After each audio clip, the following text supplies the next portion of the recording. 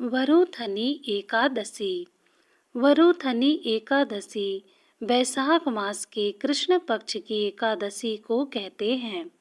मान्यता है कि धन की कमी को पूरा करने में यह व्रत बहुत प्रभावी माना जाता है। वरुथिनी एकादशी के दिन भगवान विष्णु के वराह रूप की पूजा की जाती है। इस व्रत को करने से कन्यादान के समान पुण्य प्राप्त होता है। वरुथिनी एकादशी की व्रत कथा विस्तार से जानते हैं।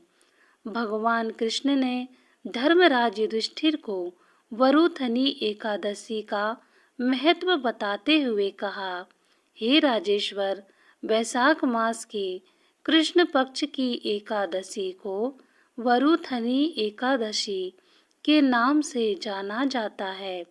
यह सौभाग्य देने वाली, सब पापों को नष्ट करने वाली तथा अंत में मोक्ष देने वाली है।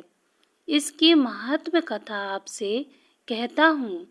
प्राचीन काल में नर्मदा के तट पर मंधाता नामक राजा राज्य करते थे। वह अत्यंत दानशील तथा तपस्वी थे।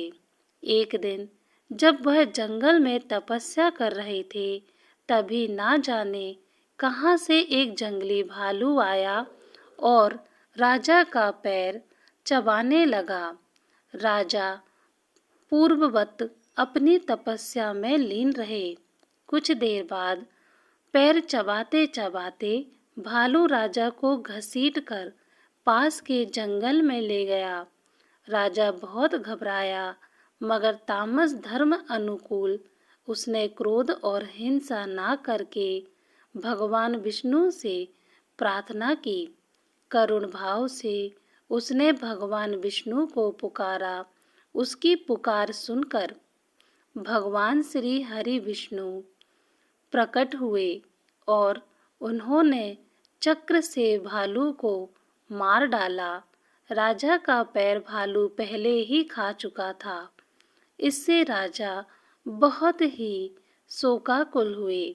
उन्हें दुखी देखकर भगवान विष्णु बोले, हे वत्स, शोक मत करो, तुम मथुरा जाओ और वरुथनी एकादशी का व्रत रखकर मेरी वराह अवतार मूर्ति की पूजा करो।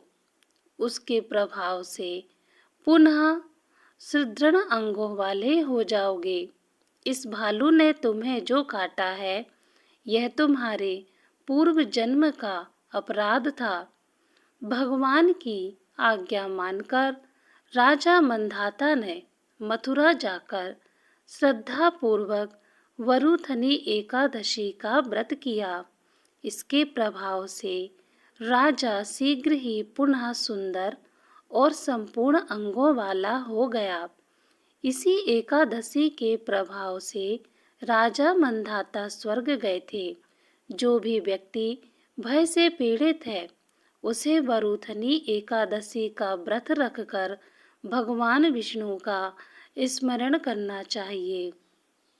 इस व्रत को करने से समस्त पापों का नाश होकर मोक्ष की प्राप्ति होती है।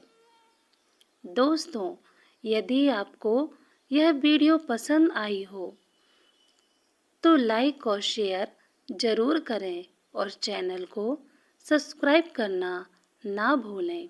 धन्यवाद।